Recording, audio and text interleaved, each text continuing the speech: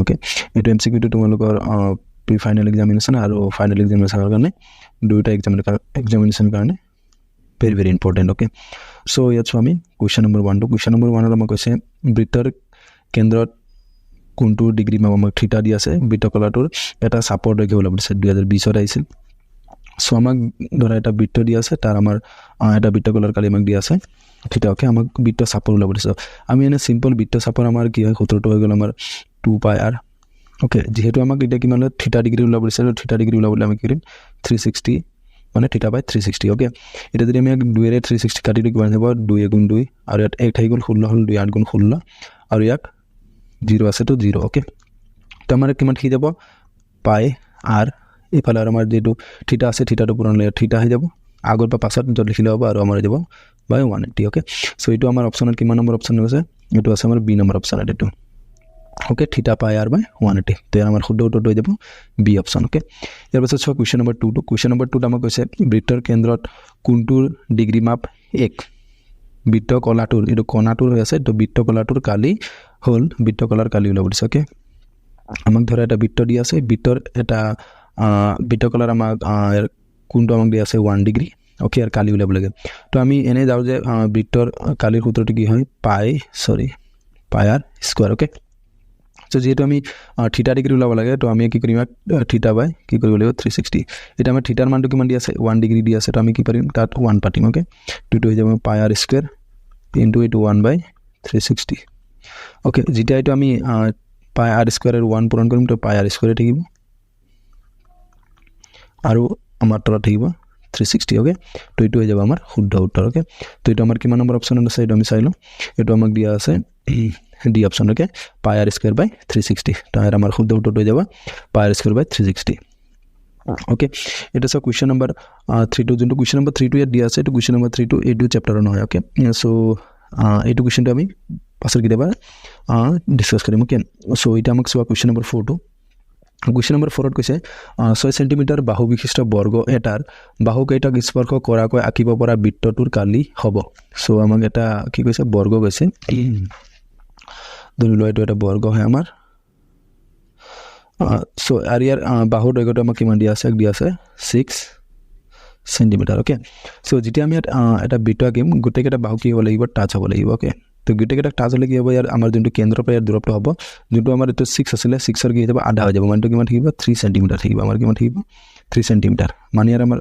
যোনটো বৃত্তটো আছিল বৃত্তটোৰ ব্যাসাৰ্ধ আমাৰ কিমান হৈ যাব r ৰ মান ধৰি লৈ এটো আমাৰ হৈ যাব 360 ওকে সো এতিয়া আমি ইয়াত কি উলাব লাগে কালিটো উলাব লাগে তো কালি উলাব কাৰণে এটা বৃত্তৰ কালি সূত্ৰটো কি হয় পাই r স্কয়াৰ ওকে সো ইয়াৰ আমাৰ r ৰ মানটো দি আছে 3 সেন্টিমিটাৰ এটা 360 নহয় r ৰ মানটো দি আছে 3 সেন্টিমিটাৰ তো আমাৰ কালি উলাব লাগে তো কালিটো হৈ গ'ল পাই r স্কয়ার পাই মানে পাই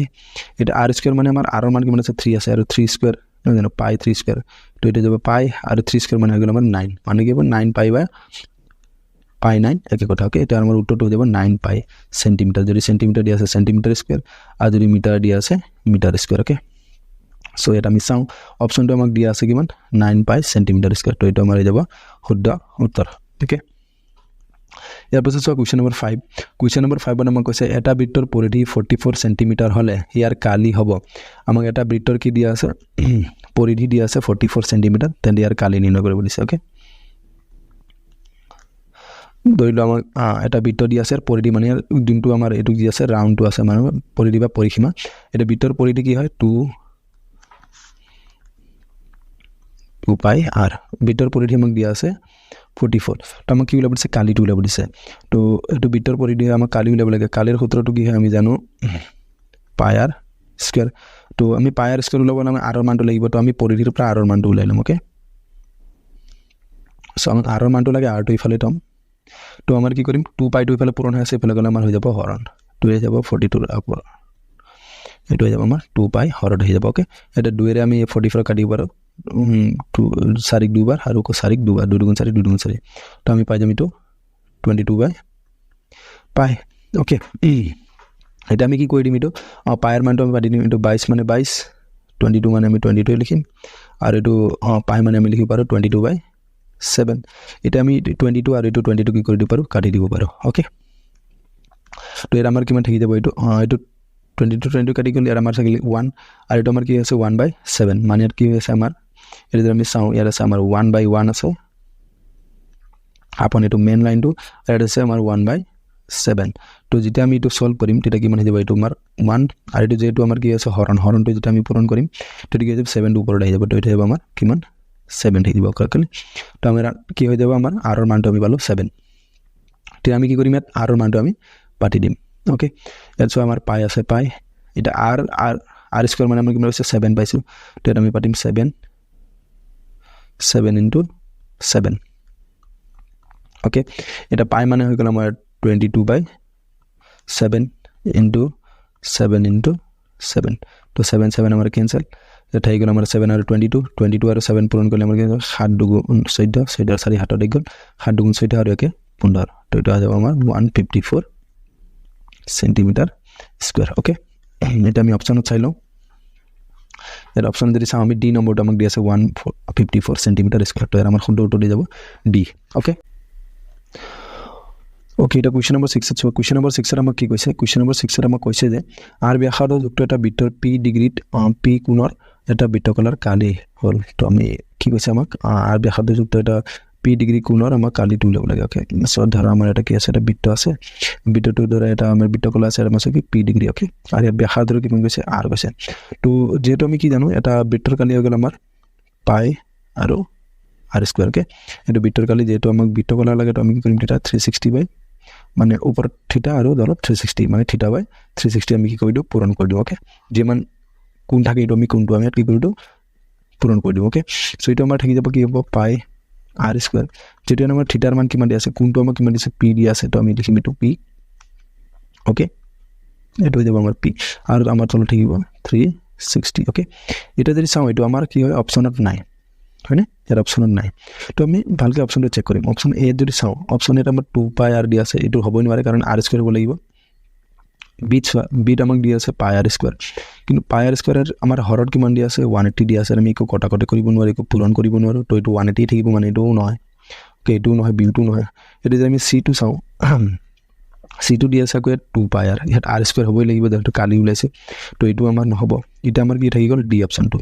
ডি অপশনটো শুদ্ধ কাৰণ কিয় এটো 2 আছে আমাক এই 2 টো আমি কি কৰিব পাৰো 720 আমি কাটিব পাৰো 2 এর 7ক 2 3 গুণ 6 এক থাকি যাব 12 হ'ব 2 6 গুণ 12 আৰু 0 কিমান থাকি যাব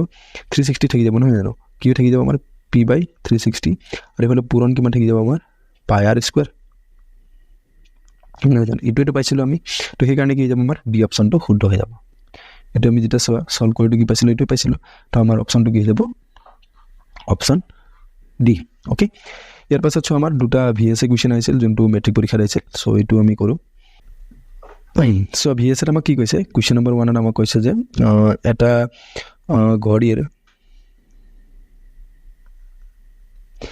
ঘড়ীৰ মিনিটৰ কাটাডালৰ দৈৰ্ঘ্য আমাক 14 সেন্টিমিটাৰ দি আছে এটো 5 সেন্টিমিটাৰ নহয় এটো প্ৰিন্টিং মিস্টেক 14 সেন্টিমিটাৰ 5 মিনিটৰ ঘড়ীৰ কাটাডালৰ দ্বাৰা ঘূৰণৰ কালি উলিওৱা ওকে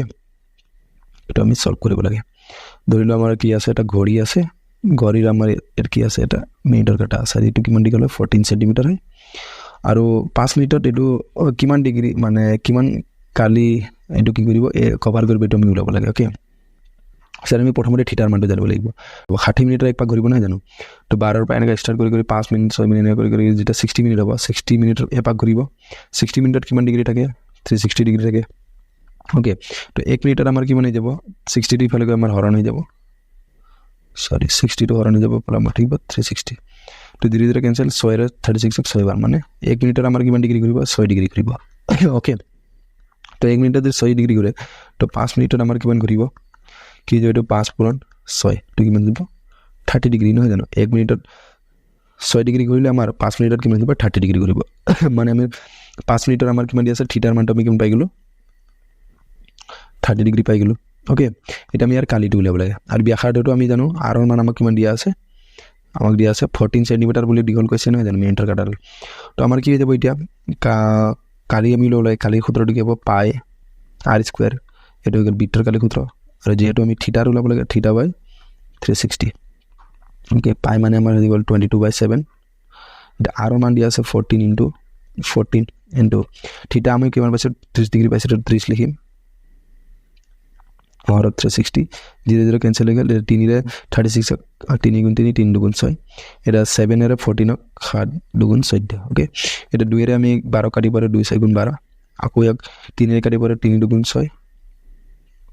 সৰি 2 এৰে কাটিম 2 3 গুণ 6 আৰ ইয়াক আমি 6 কাটিম 2 7 গুণ 14 টু ওপৰত আমাৰ কিমান থাকি যাব 22 ইনটু ইটো আমাৰ 7 আৰু হৰত থাকি যাব আমাৰ 3 তো 22 ইনটু 7 কৰিলে হৈ যাব আমাৰ 154 আৰু হৰত থাকিব আমাৰ 3 এইটো হৈ যাব 154/3 সেন্টিমিটাৰ স্কয়াৰ এইটো হ'ব আমাৰ শুদ্ধ উত্তৰ ওকে ইয়াৰ পাছত চোৱা কোৱেশ্চন নম্বৰ 2 আমাক দিয়া আছে